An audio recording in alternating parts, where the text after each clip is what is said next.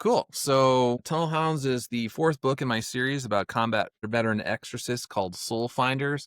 And this particular book is actually the origin story of the mentor in the present day stories. So, in the current Okay. stories, there's a priest, Father Patrick Redder, and he's an Iraq Afghanistan veteran, mentored by a Vietnam veteran. So, I went back in time and told the Vietnam era tale of Father Crane when he was a young Gosh. man, a young Okay. soldier who was part of the Tunnel Hounds, which is actually inspired by the Vietnam tunnel rats, the guys that went into the cave systems and rooted out So the let's enemy. assume I know nothing, and half of our viewers may not have ever heard of this. What are these tunnel hounds? And then what did you do weird with them? So again, so the tunnel rats were they're kind of the famous Vietnam guys that they were tasked with going into the tunnel systems and rooting out the Viet Cong. And so I essentially created my own version. But actually, the tunnel rats still exist in this reality, I guess. But the tunnel hounds are almost like even they have even more leeway to do what they want to do. And obviously, they also have soul finders who end up being embedded into their missions. So on this particular And those are the mission. combat exorcists? Yep, those are the combat veteran exorcists. Father Crane, Reginald Crane, as a young man, he's in charge of troops. They got to go in and get these guys or whatever the mission entails. And there's a Vietnamese general who's causing problems for both the U.S. and the Vietnamese, like the locals, because of there's occult elements, and basically he's an evil guy, and nobody likes him. And so the U.S. brings in a soul finder and embeds them with Crane's team. Crane at the time is more of an atheist agnostic sort of character. And so what he sees on this mission with the soul finder, when they can see beyond the veil, changes the trajectory of his life and ultimately leads him to become a priest. Amazing. Okay, so now I got to ask, what is the in your universe? Soul finders have been around for a minute. What is the origins of them? Have you created that? Yeah, so the good thing about the books is that on each of the books, and Demon's Match covers it, but essentially they were founded in 531 AD by Pope Boniface II for the specific purpose of combating the cult of the demon Blackfire, etc., etc., etc. So Wow. Okay. the very first book, Demon's Match, covers that in more detail, but then for people that come along, each book is its own self-contained tale, but it's all part of a larger story arc. I always make sure to give them something so they're situated and they have an idea of, okay, who are these soul finders? When did they start? What's their mission? And that sort of thing. What's people's reactions? Like they DM you, they email you, like, why do they like this? Why do they keep buying your books? I think it's one of those things where obviously Catholics like it because they're getting, how do I say it, a portrayal of Catholic priests that you don't often get in modern day comic books in particular. Usually you might see, if there's a priest, he's secretly evil or he's having a crisis of faith and he's not sure if God really exists and all that sort of thing. But in these books, no, they're definitely secure in their faith and they have a functioning moral compass and they're flawed men, but they have they try to do the right thing in any given situation. So with Catholics, there's that. With other denominations, they like it because it's written in a way where I'm not trying to needlessly needle people about their faiths. It's just these are men going through these experiences with evil who just so happen to be Catholic priests and trying to do their best through that particular lens. And then for other people, I think that just on a deep level, people are fascinated by the supernatural, and hopefully I could make sense of things in a way that's actually rooted in Catholic theology and reality. Even though they're fantastic, tales, they're ultimately rooted in faith. And so I've had like priests come to me and they're like, you must have done your homework because I know guys who do exorcists on a regular basis and this is sound theology behind this. And so I like to hear that, like, if I hear somebody like a priest that said I did my homework, then I'm like, okay, I'm on the right track here. More right track than wrong track. Yeah, yeah. That all sounds amazing. So far, what's been apart from that, what's been the coolest feedback you've received to any one of these issues? Well, feedback in general, I like when I hear people that say that I've drifted away from my faith for X number of years, and it's sort of like kind of got me to rethink my stance, or maybe even walk into a church again, or maybe pick up a rosary and buy a rosary, something along those lines. And then just on a creative level as well, I like when I talk to young writers who say like, you know what, I read this and I was on the fence about whether I should put a priest in my book or talk about spiritual things. And you did it in a way where I'm going to just go for it now. Like, I'm not scared to inject my faith into a story in an organic way. Whereas before I thought maybe people might not react to it the way that I wanted to. You yourself have a military background, don't you? Yeah, when I was a young man or right out of high school, I went into the army and then I was a mechanized infantry for a few years. How did you go from that to now creating comic books that are, well, this cool? So creative writing was always my first love. And even when I was a young man, I got pulled out in middle school to go to the high school, and they taught creative writing for people that they thought might show promise in that area. So they bussed me over to the high school and I started getting into creative writing then. So then, even when I was in the army, I was continuing to read and I like doing creative stuff in my spare time. And I got out, I went to the University of Southern California. I was an English major. Then I got sidetracked and I ended up in the nonprofit world in Washington, D.C., and then at a newspaper. So I wasn't doing creative writing, but that was my first love. Then ultimately I met the artist Timothy Lim, and we both kind of hit it off on multiple levels in terms of our faith creatively and just our worldview in general. And that's where Soulfinder Demons Match came into play. And then once that did well, my wife, who was very supportive, said like, hey, this seems to be doing pretty well. Why don't you do it full time? You could just quit the newspaper and do it. And I was like, what? And she was like, yeah, just go for it. And so I was Sure. like, okay. And then I did. Wow. Okay, what inspired you to do this story, the whole Soul Finders thing? Why does it matter so much to you? So I grew up loving comic books. I read Spider-Man, Daredevil, Iron Man. Those were my main guys, but basically Marvel. And then when I got older, I started to notice that the heroes that I grew up with, they were being written in a way where they weren't heroes anymore. They were lacking in virtue, even though they were supposed to be heroes. They became anti-heroes. Or whoever was writing them, they thought they were writing a good guy. But I was like, well, this writer doesn't know what it means to be virtuous. So, because they're actually writing a bad person. And so it bothered me that the characters I grew up with were very different than when I was a kid. And ultimately, the opportunity presented itself to tell stories again with characters with a functioning moral compass, and a good message at the end of the day that's uplifting. That's the other thing, is a lot of comic books, they're just kind of like nihilistic and hopeless, and the messages I didn't like. So I wanted to tell messages that sort of like lifted people up and inspired them to be a better version of themselves. Yeah.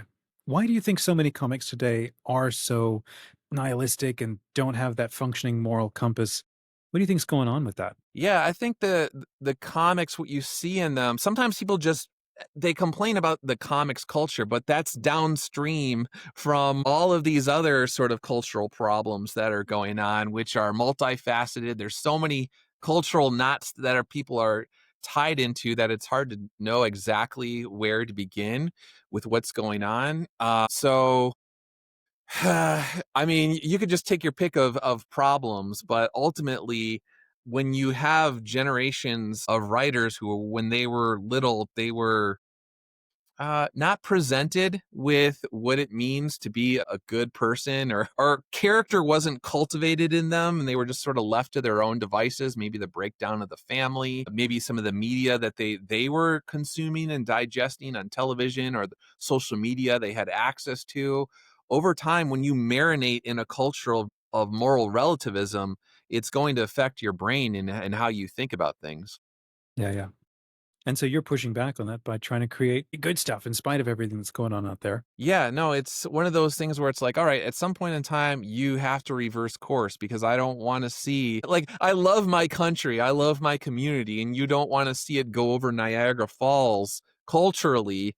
And so maybe you see someone bobbing up and down in the barrel, like you going about to go over the falls, and you have a limited amount of time to try and like, grab the barrel somehow and pull them out before they go over. You've come back several times to this thought about, building heroes of virtue or virtuous heroes or functioning moral compass and so on. What does that mean to you to be like specifically, right? A man of virtue, a hero, or a virtuous hero or character. What does that mean for you? So it's one of those things where, like I was saying, my characters, even the heroic guys, they all have their own psychological baggage that they come with. They have their own flaws.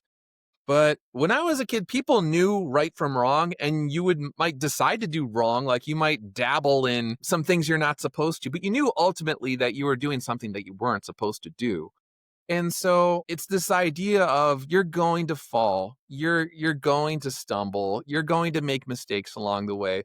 But ultimately, if you know the right thing to do and you continue to strive towards that, you will get there eventually. And so it's this sort of this idea of knowing that you're just a fallible man, you're going to make mistakes, but you see the ideal and you're going to try and strive to live up to that no matter however many times it takes. The whole, if you stumble 7 times, you get up 8 times, that sort of idea. On a more personal level for you, what influences formed you to where this just feels like this is normal, this is right, this is the way we're supposed to be? We look around the culture and we can see a lot of us don't have that same confidence, maybe the same conviction that you're trying to put into your stories. Like, where did that come from for you? A lot of it, again, it's probably my own mistakes along the way. So it was like I grew up in a family that sort of instilled the right values into me, but then as a young man, you rebel against that and you go off on your own, and maybe you go overseas and you're living in Europe, or you're going off to college and you're doing your own thing, and you make mistakes and you do really stupid things and it's really painful.